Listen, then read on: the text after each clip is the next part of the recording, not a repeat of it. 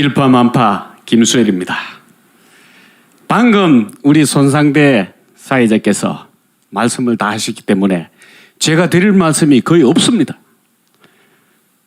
지금 이 시간 전국 방방곡곡에서 그리고 해외에서 나라를 걱정하며 유튜브를 시청하고 계시는 애국 동지 여러분을 보니까 저도 그동안 한미 정상회담에 대해서 한 말씀을 올릴까 합니다.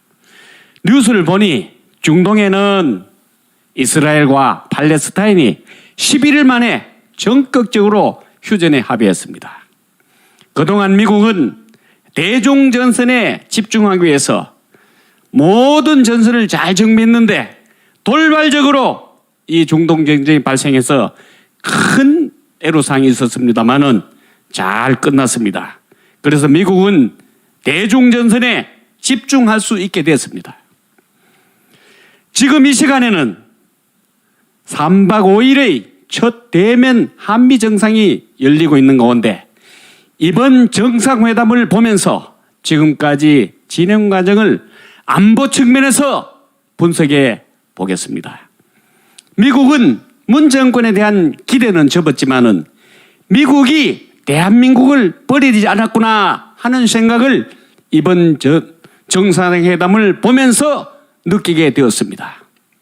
그 이유는 첫째, 한미동맹이 혈맹임을 강조하면서 더 이상 한미동맹을 파괴하지 말 것을 행동을 통해서 경고했습니다. 바이든 대통령은 미 역사상 최초로 외국 정상, 그것도 한미동맹 파괴자인 문재인 앞에서 6.25 때 중공군을 무찌른 용사에게 명예훈장을 수여했습니다. 이 자리에는 바이든 대통령 부부, 부통령 부부, 정수기가 빠진 문재인이 홀로 참석했습니다. 미중 패권 전쟁이 한창인 이 시기에 청천강에서 중공군의 인해 전술을 무찌른 노병에게 명예훈장을, 그것도 백선엽 장군의 서울 현충원 안장을 가로막고 김원봉의 서운을 주장하며 시진핑에게 바이든보다 먼저 전화해서 중국 공산당 창당 100주년을 진심으로 축하했던 문재인에게 더 이상 한미동맹을 파괴하지 말라는 경고 겸 현재는 미중 패권 전쟁이라는 사실을 인식시킨 것이라고 보여집니다. 정상회담 후에는 미군 전사다 3만 6천 명과 가추사 8천 명의 이름을 새겨 넣는 6.25 추모의 벽 착공식에도 참석하게 됩니다. 둘째는 미국이 42년 만에 미사일 사거리 800km 제한을 완전히 없애는 그 족쇄를 해제한다는 카드를 내밀었습니다. 이제 우리는 중국의 북경과 러시아까지 사정권에 둔 중거리 탄도미사일을 개발할 수 있게 되었고, 미국은 중거리 미사일을 한반도에 배치하지 않고 중국을 견제 가능하게 되었습니다. 이로써 한국은 미사일 주권을 확보했으며 제주도에서도 북한 전역과 중국 베이징, 일본 도쿄 등을 사정권에 넣을 수 있는 능력을 가질 수 있게 되었습니다. 사실 우리는 이미 가지고 있는 최강의 현무포의 탄도 중량만 현재 4 내지 5톤에서 500km 이하로 줄이면 당장 200km까지 사정거리를 늘릴 수 있는 능력을 가지고 있는 것으로 추정되고 있습니다.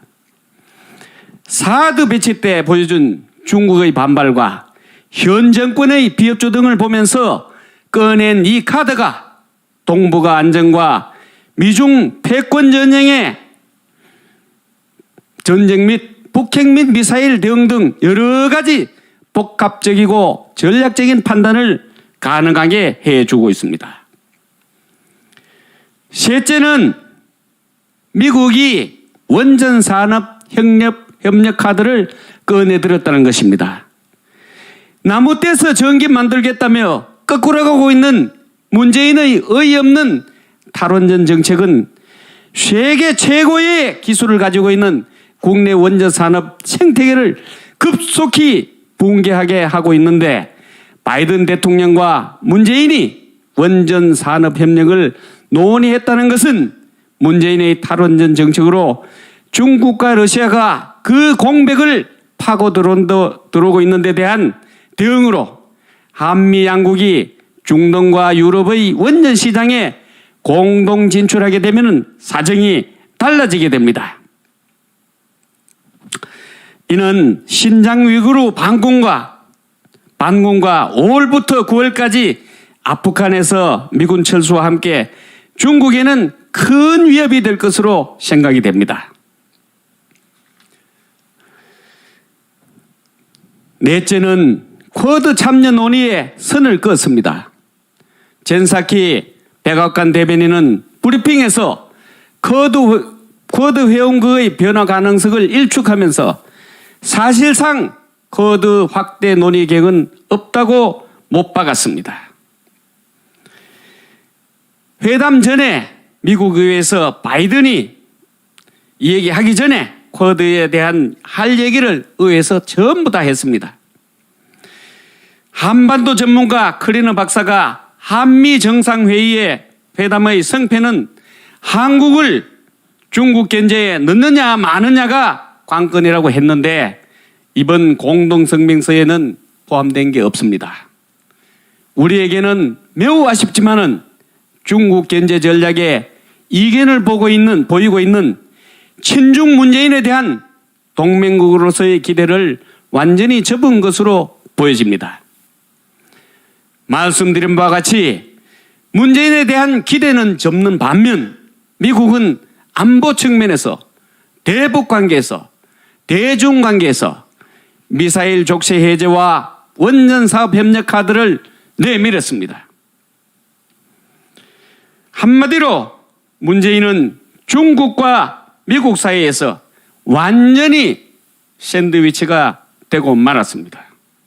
문제는 우리 내부입니다. 요즘 젊은이들이 대학가에서 꼰대 감별법을 너 지금 또 민주당을 지지하니라고 한다고 합니다. 바람의 방향은 완전히 바뀌었습니다. 우파가 단결하여 반드시 우파 정권을 회복해야 됩니다. 격동하는 세계 정세에 잘 대응해야 합니다. 지금처럼 우물안 개구리가 되어서 구한말의 전체를 다시는 밟아서는 안 됩니다. 1천만 앱으로 8.15 국민대회를 계기로 대한민국을 원상복귀합시다. 이미 앞에서 많은 분들이 말씀하셨기 때문에 저는 정말 하고 싶은 말, 낡은 정치 집단의 선전선동에 더 이상 휘둘리지 말고 오직 미래만 보고 전진하는 말씀을 다시 하면서 다시 한번 외칩니다. 우리 다 같이 나가자! 싸우자! 이기자! 이 말씀을 외치면서 끝내도록 하겠습니다. 감사합니다.